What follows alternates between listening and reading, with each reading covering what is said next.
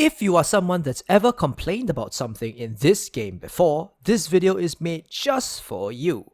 Which actually also definitely includes me. If you've been following some of my videos, you'll know that I complain about the game quite a bit too. What's up you guys, Zong here. So the game has been taking a downturn over the past few weeks. To deny it would be just folly. There are many issues with the game right now that are outright driving players away from it. Regardless, amidst all the critique, I think it's also crucial that we give credit where credit is due. And you can call me a shill or throw some ridiculous accusation like I'm being paid by the devs to spew compliments about them. I wish if only they would pay me, I would just totally sell out. Just kidding. But I think it's very important in a tumultuous period of the game like right now to put forth a proper balanced viewpoint. So make sure you watch this entire video till the end where I wrap up all the points, because that will be where I directly address you. For all the screw-ups in the game, the devs have been pretty amazing to us in several counts, and here's the first of them. They constantly communicate with us. I have mentioned this in a previous video, but it's definitely worth mentioning again. Time and time again, without fail, the devs take the time to communicate with us about all the various issues of the game, as we can see in the weekly state of the games that they do. Only a handful of companies ever bother to keep up such a level of consistency, and an even lesser number for AAA companies. It speaks volumes of their priorities, that no matter what the state of the game, good or bad, they will continue to communicate with us. But not only this, but they also take the effort to continue to respond to us after each state of the game. Some of you might not be fully aware of this. I myself wasn't, at least not to this extent. And so I think it's very important that I share this with you guys. I'm primarily going to refer to the most recent state of the game that happened on the 29th of May, because that's the one that's freshest in our memories. But whatever I'm saying technically applies to most of them in the past, and hopefully if they keep this up, most of them in the future. This was the main Reddit post that summarized the state of the game that day. And I just want to show you guys the number of responses that Hamish and Chris both gave to comments that were posted after the state of the game. That's a lot. They have no obligation to entertain any of these responses, but they still went the extra mile to. Let's take one of Chris's comments as an example. Here he's replying to this guy, some stupid toxic comment about there being no mention at all of skills since before the PTS. An outright lie, glad it was downvoted by Reddit. Faith in Reddit restored. Understood, the changes to skills in TU3 were a first step. We understand that it's not what some players want to see, as they'll like more drastic changes. We will continue to improve things, and TU4 will have some improvements to skills already. And the reply to this sums up my thoughts exactly. Thank you, Chris, for your candor and professionalism. He didn't need to do this. The state of the game was already over. He could have taken the easy way out and waited for the next state of the game, or get one of his underlings to manage Reddit replies. Yet he did, on his own personal account, in a polite and respectful manner. If that's not a great example of communication, then I don't know what is.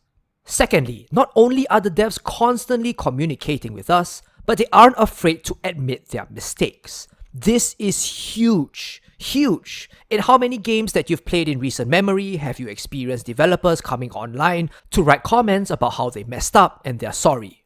1? 2? And how many of those were AAA titles? Most probably 0. Look at this reply by Chris to this comment and how the devs could have put more effort into acknowledging certain issues in the game. I think I dropped the ball on that a bit. We definitely could have been quicker, no question. This is the community developer of Massive replying directly to you. He doesn't need to, he could get one of his interns to do it. But no, again, this is him on his own Reddit account, apologizing and saying he'll try to do better next time. That is amazing and very much appreciated. And look at this, yet another reply by him to a similar thread, also apologizing to another player. Interesting feedback for sure. We tried to be as responsive as possible, but we definitely fell short this time on these topics. And not only that, but he also thanks the person for his or her feedback. Come on man, Whatever you may say about this, you can't deny it's a professional, polite, and personal response that goes over and beyond almost all other developers from other companies in his position. Privately admitting your mistakes is one thing. Publicly admitting them online is a whole other level that many of us won't even experience in our entire lives. In line with this, of course, is that the devs have shown to be as transparent as they can be. Look at Chris's reply to this comment. Can't wait for them to not talk about scale power, build diversity, and bugs. Some passive-aggressive shit. But here's his answer to this. While we don't have answers to all of these topics yet, please know that the dev team is talking about all of these, as well as the inventory, loot, recalibration, and crafting. His second reply goes on to elaborate further on this, which I won't read out in full because it'll take some time, but I encourage you to read it in its entirety. With unlimited resources, we'll probably love to do that. Realistically, there's a lot of different conversations to be had before we can communicate on a feature or new content. We think we can get better and give you updates earlier, but we'll never be able to answer all questions and concerns immediately. I personally also dislike to comment on literally everything we are looking into it, because it just feels like I'm copy-pasting that message instead of reading your feedback. This is gold. Again, I encourage you to read it in its entirety if you haven't yet. Not only is he taking the time to explain to us that resources are what is limiting their intentions, but he's also saying that the reason why they don't reply to every single thread out there with "we're working on it" is because he doesn't want it to sound impersonal. This is the community developer directly replying to you from his own Reddit account, typing out his own words on his own keyboard, giving you a personal response of why things are the way they are. Whether you accept his reasoning or not is another matter entirely, but we cannot just gloss over the fact that it is an excellent level of personal communication, week in and week out. And Chris wasn't even involved in this specific state of the game, by the way, just saying. Lastly, but just as importantly, this recent state of the game has shown that they are not afraid to come on stream, even when the game is in a terrible state. Here we have the lead AI designer showing his face live when the AI issues couldn't have been worse to thousands of furious players. Which one of us can say that we have the balls to do the same?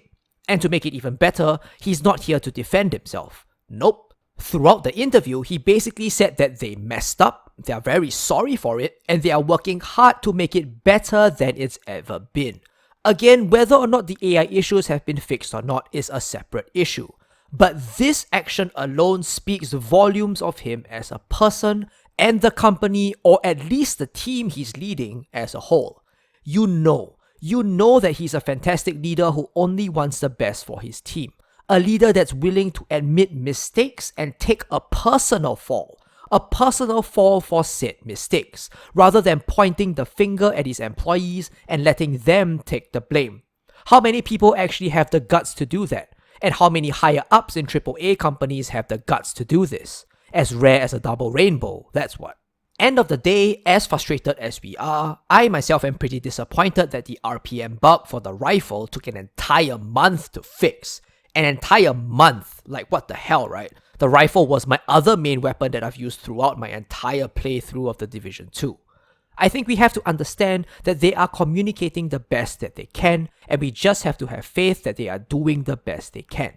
It might not be up to our standards, and they might be frustratingly repeating a lot of the mistakes that they did before, but if they're doing the best they can, there's little more that we can do than to keep pushing forth our feedback to make sure they understand that these issues are a priority for us, the player base.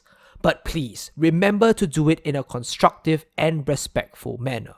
Just as importantly, remember that while The Division 2 may seem to have many elements of an MMORPG, it is not going to be able to fix these issues as quickly because it does not have a subscription model, and thus does not have anywhere near as large a cash flow to have an extensive team to fix everything instantly. And even considering that, many of the fixes we're seeing are coming out way faster than other multiple AAA companies. We paid one price for it, and that's it. That amount of cash from the base game is going to last us 3 years. 3 whole years of content.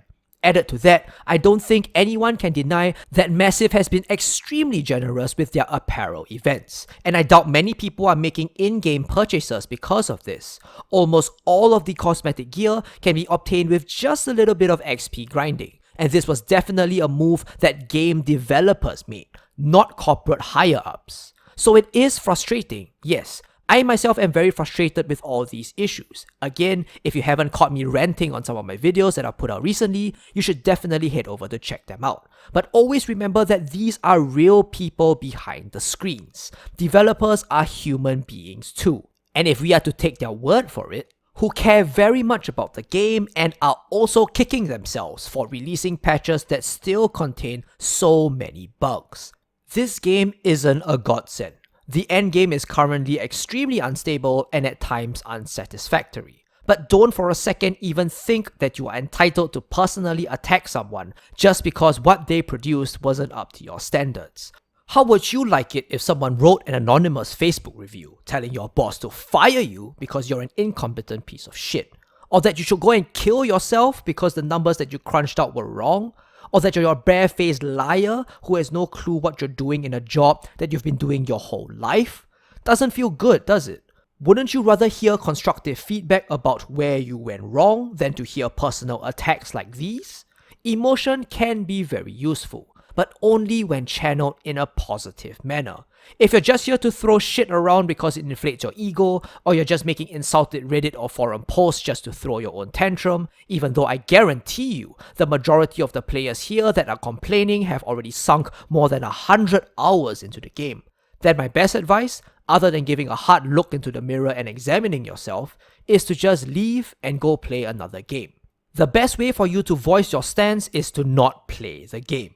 If the devs see that people are not spending time playing the game, that is the ultimate metric for them to wake up. But end of the day, yes, the game is broken. Yes, it is the devs' fault. Yes, we should keep giving them proper feedback. But it's also been out for only 3 months, and we've all already enjoyed it for a couple 100 hours or more. This game isn't even like an MMO like World of Warcraft, where fans have been attached to their characters for more than a decade, and have legitimate reason to be emotionally down and upset. If you're not happy at this point, take a break from the game and come back in a few weeks. You've already and will continue to get more than your money's worth of what you paid. If you do choose to stick around though, first make sure that you're still having fun playing the game. And if not, give them as much constructive feedback as you're able to. Remember, end of the day, we're all here to have fun. Thanks for watching, and I wish you as much fun as you can have in the next 2 years of this game.